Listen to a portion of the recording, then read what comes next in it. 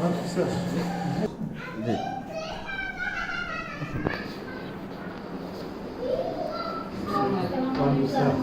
ভালো আছেন? ভালো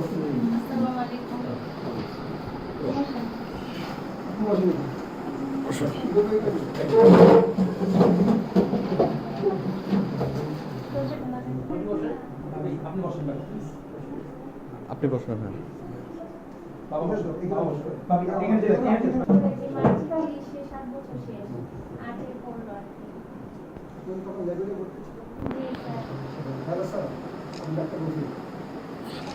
ভাই হচ্ছে তখন আপনি তো প্রমাণ মধ্যে ছিলেন, মেন্টাল প্রমাণ মধ্যে, এই জন্য টপিক ভাই সঙ্গে দেখতে গেছিলাম। বাচ্চা কি দুটো? না স্যার, আমার বড় মেয়েটা কালকে থেকে অনেক জ্বর, মানে এত জ্বর, মানে এখন বিছানা থেকে উঠতে পারতেছে না। সারা রাত ওকে নিয়ে বসেছিলাম, তো এখন ঘুমাইতেছে। 2 ছেলে 1 মেয়ে। মেয়ে এবার এসএসসি দিল, এই যে নেক্সট মান্থে এই দেবে রেজাল্ট দেবে। এসএসসি ম্যাট্রিক পরীক্ষা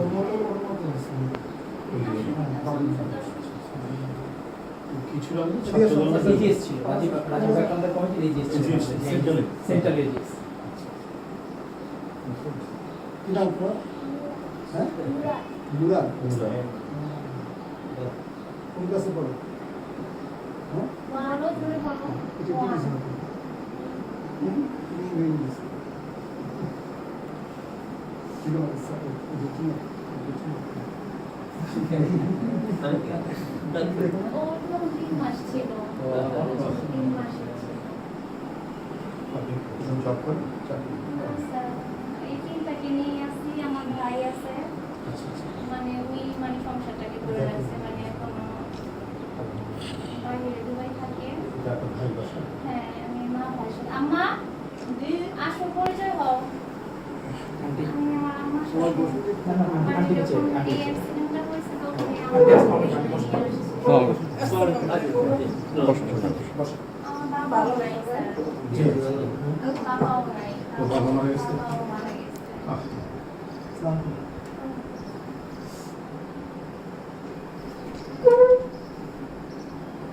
আমরা স্যার আসছি সেই 7 বছর, যে এখন পর্যন্ত ছেলেদেরকে নিয়ে মানে জিয়ারত করার সেই কথাটা এখনো হয় নাই, মানে যেতে পারি না। কোন থানাতে বাসা?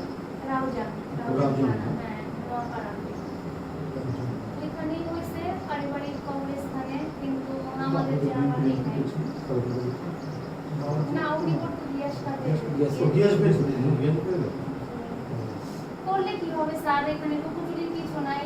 ওনারা এখন এই যে ইন্টারনেট ভর্তি করাবো, ছেলেটাই একটু উঠছে, এই ওদের নিয়ে আছি স্যার। আর তো কোনো ইচ্ছা নাই, আর তো বিচারের আশায় আছি, যদি কপালে থাকে দেখে যাবো, আর না হলে তো আর ওরা দেখে যাবে আর কি।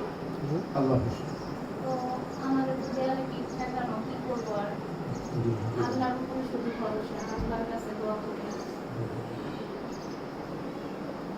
স্যার একটু বসে